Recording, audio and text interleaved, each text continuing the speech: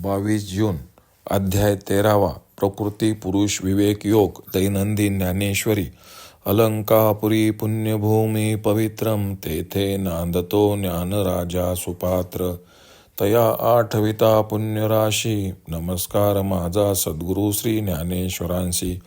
ओवी क्रमांक 151 पासून पुढे. यावन् संजायते किंचित सत्वं स्थावर जंगमम, क्षेत्र क्षेत्रज्ञ संयोगात तत्वद्विधी भरतर्षभ. तरी क्षेत्रज्ञ येणे बोले, तुझ आपण पेजे दाविले, आणि क्षेत्रही सांगितले आघवे जे.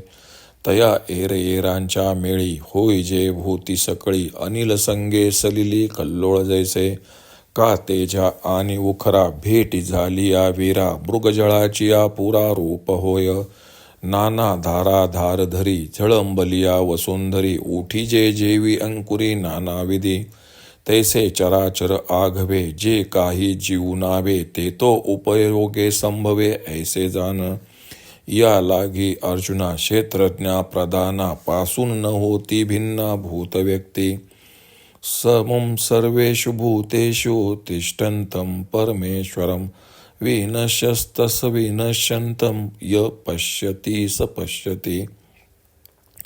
पै पटत्व तंतू नव्हे, तरी तंतू सिचिते आहे. ऐसे खोली डोळा पाहे, ऐक्य हे गा. भूते आघवीची होती, एकाची एक आहाती. परी तू प्रतिती याची घेपा. याची नामे ही अनाने, अनारिसी वर्तने. वेशही सिनाने आघव्यांची. ऐसे देखोनी किरीटी, भेद सुसी हनपोटी. तरी जन्माची या कोटी, नल आसी निघो. पै नाना प्रयोजनशिळे, दीर्घे वक्रे वर्तुळे. होती एकीचीच फळे तुंबिनीची, होतू का उजू वाकुडे. परी बोरीचे हेन सावडे, ऐसी भूते अवघडे. परी वस्तू उजीव अंगारकनी बहुवसी, उष्णता समान जैसी. तैसा नाना जीवराशी परेश्वसे, गगनभरी धारा. परी पाणी एकची विरा, तैसा या भूताकारा सर्वांगी तो. ते भूतक्राम विषम, परी वस्तू ते एत सम. घटमटी व्योम जिया परी, हा नाशता भूता भासू. एत आत्मा तो अविनाशू, जैसा केयुरादिकी कसू सुवर्णाचा. एवं जीव धर्म हिनू, जो जीवेसी अभिन्नू. देखे तो सुनयनू ज्ञानिया माझी.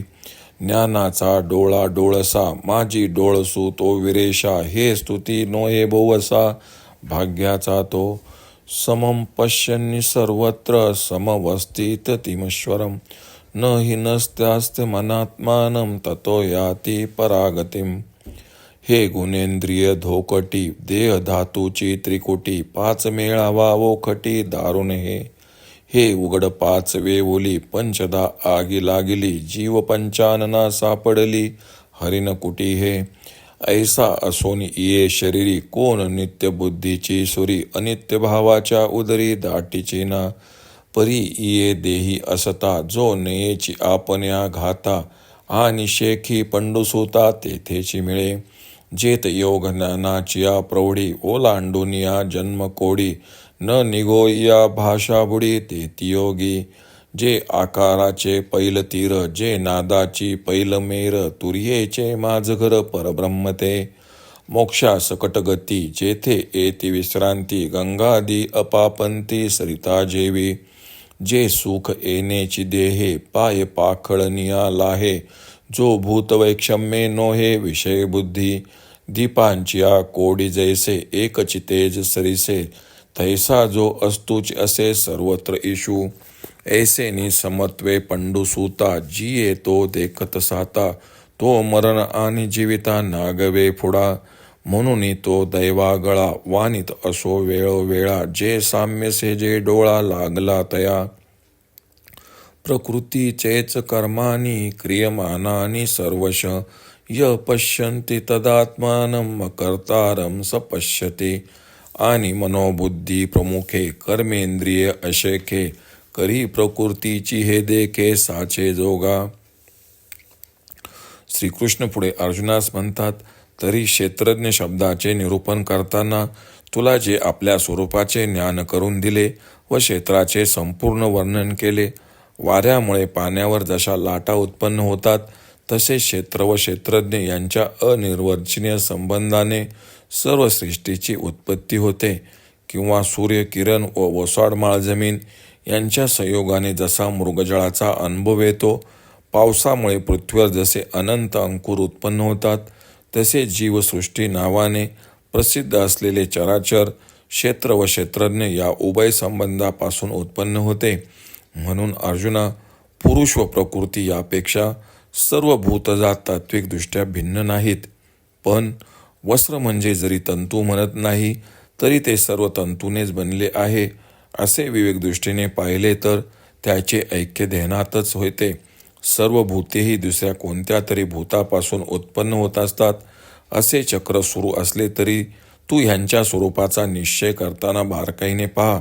या सर्वांची नामे, क्रिया, वेश ही सर्व भिन्न भिन्न आहेत असे पाहून अर्जुना, तू त्यांच्यामध्ये तात्विकदृष्ट्याही भेद आहेस असा निश्चय करशील तर कोट्यावधी जन्म घेतलेस तरी त्या परंपरेतून पार पडणार नाहीस. एकाच भोपळ्याच्या वेलीला अनेक प्रकारे उपयोगास येणारी जशी मोठी, वाकडी किंवा वर्तुळ आकाराची फळे येतात, सरळपणाने अथवा वाकडेपणाने बोरीच्या काट्यांचा जसा भेद करता येत नाही, तसे भूते म्हणजेच प्राणी भिन्न धर्माचे दिसोत, पण त्यातील आत्मा जसा समानच असतो. अनेक उपाधींनी युक्त अग्नीतील उष्णता जशी भिन्न म्हणता येत नाही, तसा अनेक जीवांमध्ये नांदणारा परमात्मा भिन्न असत नाही. आकाश भरून जरी पावसाच्या अनेक धारा दिसल्या तरी त्यातील पाणी जसे एकच, तसा या भिन्न अभिन्न प्राणीमात्रात नांदणारा परमात्मा एकच असतो. भूतग्राम म्हणजे शरीर वेगवेगळे असो, पण घट किंवा मठ यांच्या भिन्न आकाराने जशी त्यातील आकाशाला भिन्नता येत नाही, तशी त्या सर्व प्राण्यांना आधारभूत असलेली जी वस्तू ती एकरूपच आहे. केयुराधिक सोन्याच्या अलंकाराच्या नाशाने जसा त्याचा कस म्हणजे मूळ स्वरूप जे सोने त्याचा कधीही नाश होत नाही, त्याप्रमाणे दिसणारे प्राणी अथवा त्यांचे आकार नष्ट झाले तरी त्यातील आत्मा अविनाशीच असतो. याप्रमाणे जीवधर्म नसलेला पण त्या आध्यात्मिक जीवधर्माचे अधिष्ठान असणारे असे जीवाचे वास्तव्य स्वरूप ज्याने जाणले तो ज्ञानी लोकातील खरा डोळस पुरुष होय. अर्जुना, ज्याला ज्ञानरूपी डोळे आहेत तोच डोळसातला डोळस खरा, ही आम्ही उगाच स्तुती करीतो असे नाही. तो खरोखरच भाग्यवान होय. हे शरीर म्हणजे गुण व इंद्रियांची खोळ असून वात, पित्त, कफ इत्यादी त्रिधातुयुक्त व अमंगल पंचमहाभूतांनी बनलेली अशी भयंकर वस्तू आहे. वरवर पाहता ही जणू 5 नांग्यांची इंगळी असून त्याला 5 प्रकारच्या अग्नीची धग लागली आहे, किंवा जीवरूप सिंहाला जणू ही हरणाची झोपडी प्राप्त झाली आहे.